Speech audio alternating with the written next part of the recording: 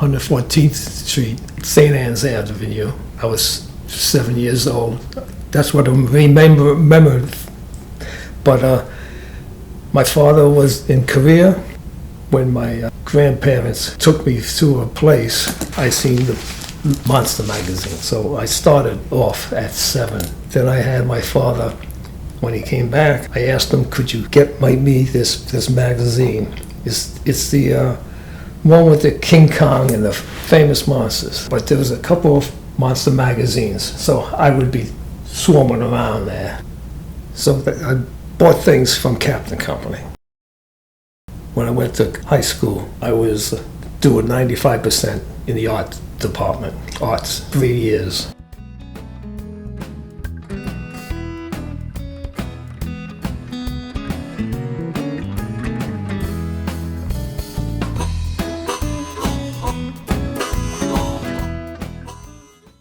Then I went to School of Visual Arts. I wanted to be Madison Avenue, to be like Bewitched. I think the Bewitched guy did that. Advertising. Advertising. It's all advertising. Because when I was at the school, it was all drawing. I had this famous artist to do one thing for us. I was taught the grid, and you would get boxes and then go over each box. Chuck Close, that's who was teaching us. Well, he didn't want paint, but it's Prismacolor. But it's the same, yes. And go to his studio. I've done a couple of them. So now, when I get out of the School of Visual Arts, I went up and down Madison Avenue with my book and nothing. It's just, I went to one place, the other place. So then I remember, wait, there's an employment office in the school. So I went there. I'm sitting in the office. The lady's over there with the phone rings. She looks over to me and says, "You know how to do mechanicals?" I says, "Yeah." Never done one in my life. She sent me to Famous Monsters. I didn't know where I was going. From the office, I went to this place. You went to Warren Publishing. Do you remember who was the first person you met there? DeBay. After he hired me, he told me, he wanted a girl with big breasts, not you. When I went for the interview, Famous Monsters, because don't remember, I'm young, and I go into his office. His desk is here. I walk in, I turn to the left, and there's a wall of Famous Monsters. He used to put up covers, the whole wall, because I didn't know what was coming. I said, me with 7 years old with Famous Monsters, and then now that was it. He had a always used to go like that as he's talking to you on the phone.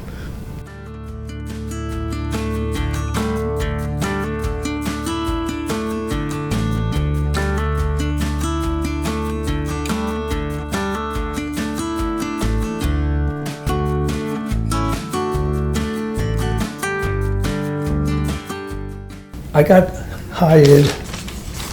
They waited for me from Vietnam. My draft number was 125. Warren says, wait. So then they called 95, and then I didn't go to Vietnam for 30 points, 30 of them. Then he hired me. He wanted to hire me, but he wanted to wait for if I get drafted. So, yeah.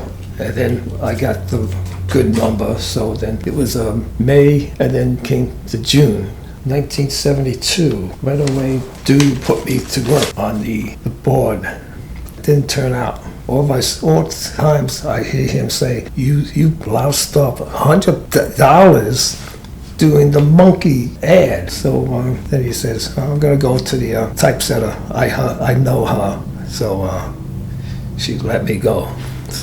But he'll never let me down. Always busy today. A lot of stuff going on. He could write, he could draw, can do anything. So he was getting overdoing it, so he didn't like it anyway. He goes, you're going to do Famous Monsters.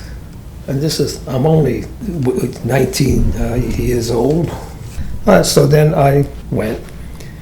Then I realized who Forey Ackerman is. So he would FedEx me the pictures, photos, and then type. So I would get the type set, and I designed all the Famous Monsters. Same situation, black.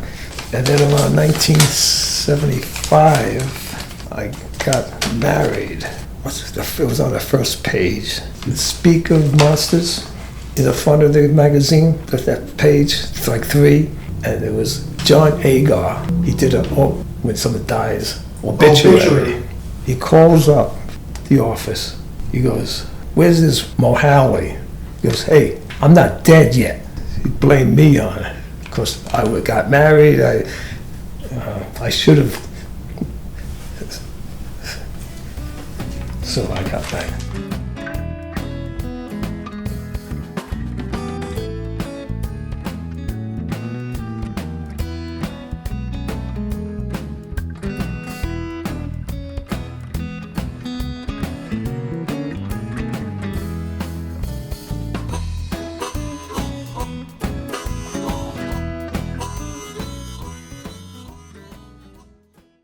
All the covers were done by me, designing. And then one day, Dubé taught me something. If you're looking at Famous Monsters magazines, Windsor Longest is this typeface. The font, yeah. The font. I've used that for all my covers. Yeah. They would give me the one shot, and I would have to do the rest. The color, what color I wanted, something like that. But I use this all the time. I see what color I want. When I first started with Famous Monsters, when Dubé said, you do the covers now, he says to me, if you see a good cover, make it Z, how your eyes are. And you could do the other way, Z. Yeah, so I did that 6,000 times. So getting back to Bill Dubé, so did Bill train you a lot when you started working there? Did he train you on how to make mechanicals? Actually, no. For Shelby, when you had artists come in with their artwork, with the balloons, so he was teaching me how to do the balloons, excitement, all that. And when you look at magazines, we got the guy come in afterwards to do the lettering, and then we make the balloon and they put the lettering inside the balloon. We did a lot of that, like in the spirit. That was a lot of work, making things right with the artwork. We sent it out if we needed, we would send out for type, for them to do the typesetting. We sent out 5x7 transparencies. I did book and spirit. In some of the spirits, there's no toning. It's just simple black and white. And I would work with Eisner. I would have to get Prisma color pencils, 60%, 30%, 10%. I'd get a sheet of acetate, put the things to go over the actual, it was the actual covers, I'm touching my eyes. And I put it over it, and then I just go where I want to do it. That's what's going on with, just black and white. Right, okay. So that's how you did color shade, you did black and white shading on the interior pages. Now sometimes when you see Bernie Wrightson on the inside covers, yes. I did it. So.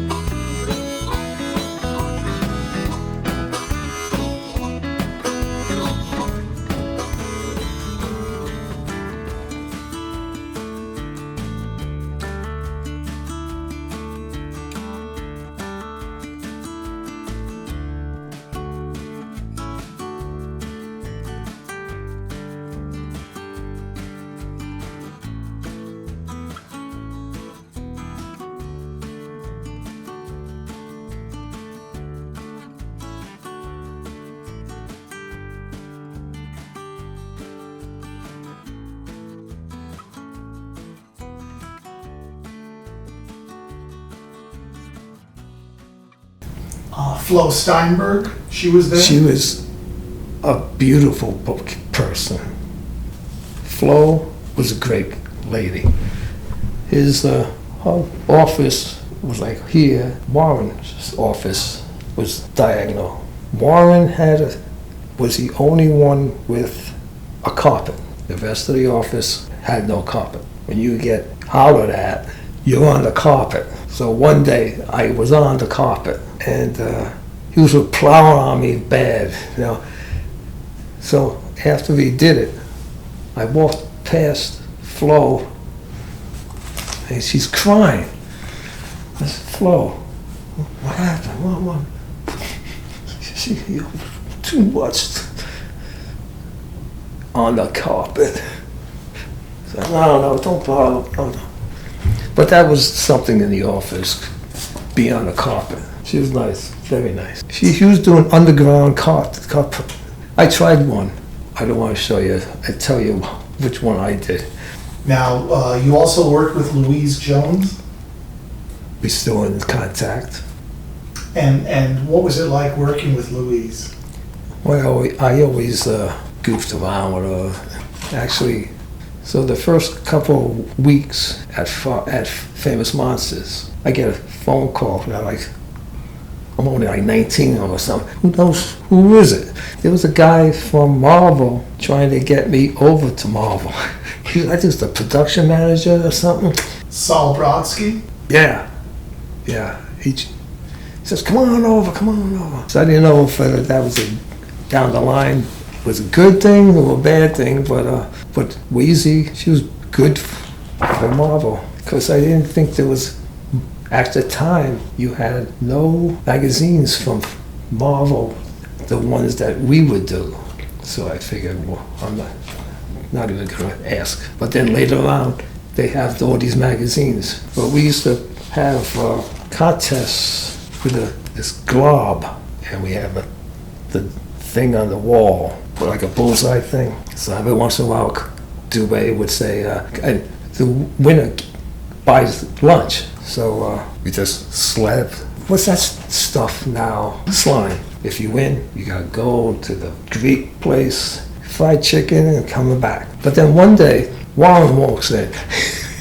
Well, we're doing the block, but he went in for it too. So now we got 3 people. Well, that's the only time that he came in. So he didn't win. And we had something together, me and Warren. You bet each other. It's $1. And if you lose, you write something on the dollar. I have a lot of them still. He was a Santa Claus a couple of times. And then I did one. You're holding a sword. That was my Christmas gift every year. The Bay gave me a replica sword every year. Do you remember going to Jim's house in Long Island? Yes. Yep. That was Hamptons. Then he used to have something with camel in the front of the house. It's yellow. It was yellow right in front of his house. Then he had another house that we could use. One time, if 90% in Hampton, a store wasn't going to carry his magazines or something. This is what he told me. This is what he said. He drove a tank up to the store to ask him to take his magazines. A tank, because he was in the Army, too. Air Force and stuff like that. And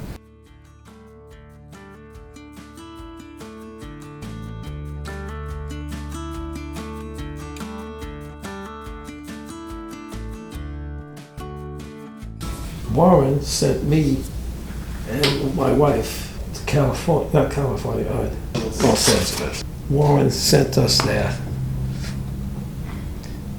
He actually had his wife cook us the dinner and show me the akamentia afterwards. The first baby we had, he wrote a big thing on a signature about my daughter, so she has that.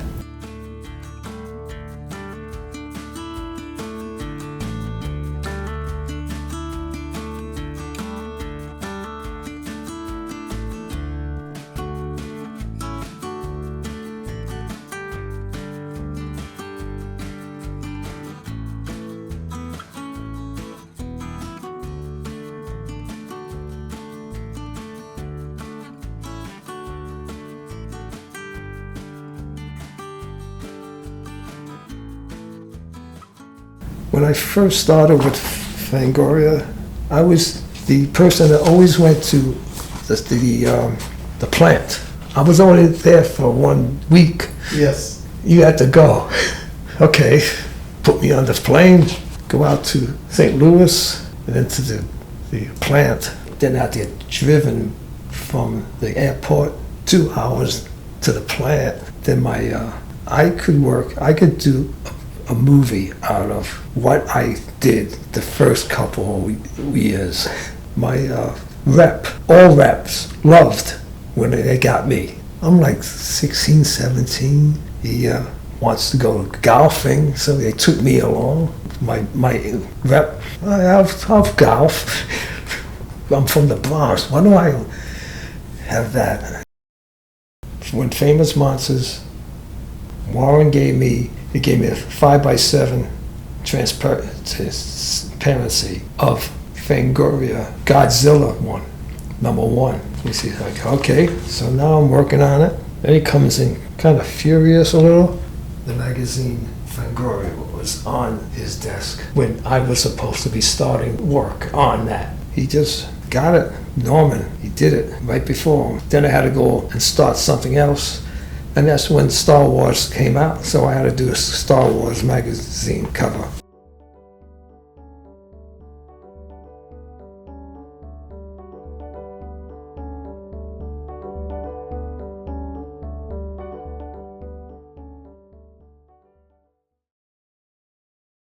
There's somebody that really torpedoed this. Writer. Oh, Harlan Ellison, when he sued you? And sunk us. That was it. It was between that, suing the Bay, since something about, so between that.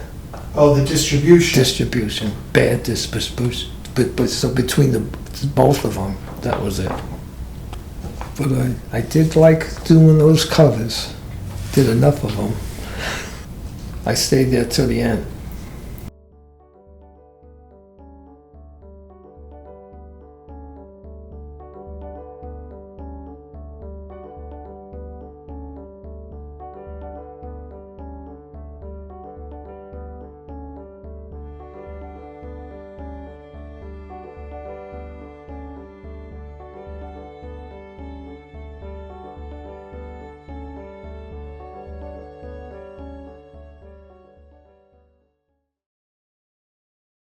What about when Bill DeBay moved to Connecticut and he had opened a studio in Connecticut? Did you go to visit him there? That was after Famous Monsters. Well, he called me up there from my house to see if I could give me work. Then he called me because another time I had no job.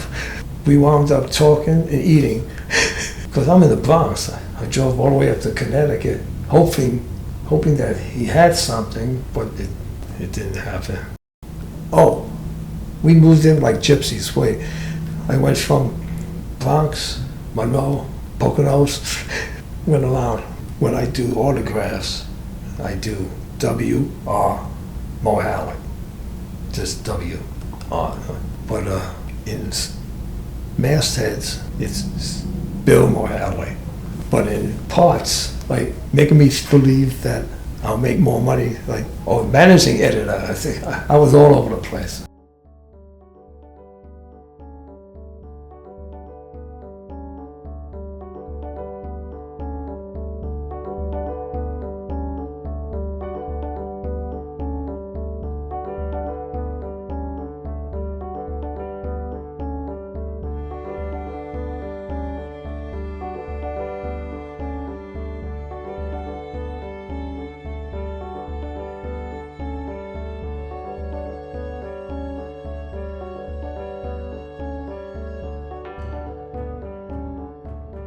When Famous Monsters ended, need a job. So I started my resumes with the newspapers, and I was outside doing something in the house, and my wife calls in, you got a phone call. It was Norman Jacobs from Starlog. He says, come on in for an interview. So that's how I went to them. You know, all these years, I never realized how close the two of them were. One was just around the corner. You could walk to it. I just realized it's just so close. He had Starlog, and then they brought in Fangoria, because it started coming up with Tony Tampone. Well, Starlog, I'm so confused with both of them because the same routine for both. I had 8 people at Starlog in the art department. Kept us busy. I designed one cover every day from scratch.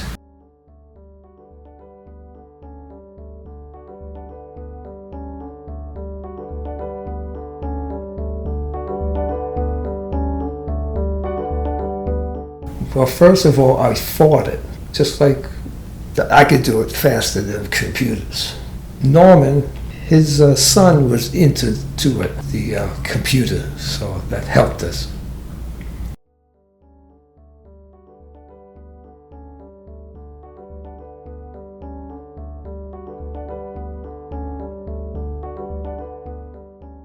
Yeah.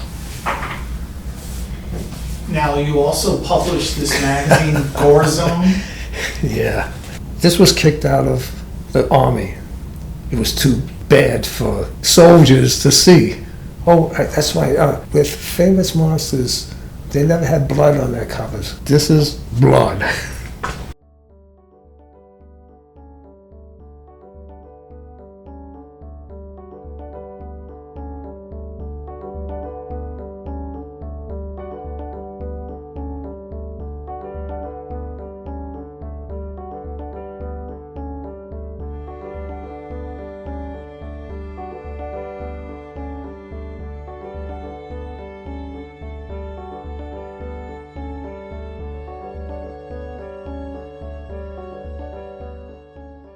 Actually, I worked with Chris Alexander after Fangoria. Well, Fangoria, we went with both of us down, and that wasn't bad. That doesn't. Since once Fangoria left, I said to him, "Why don't we do something?"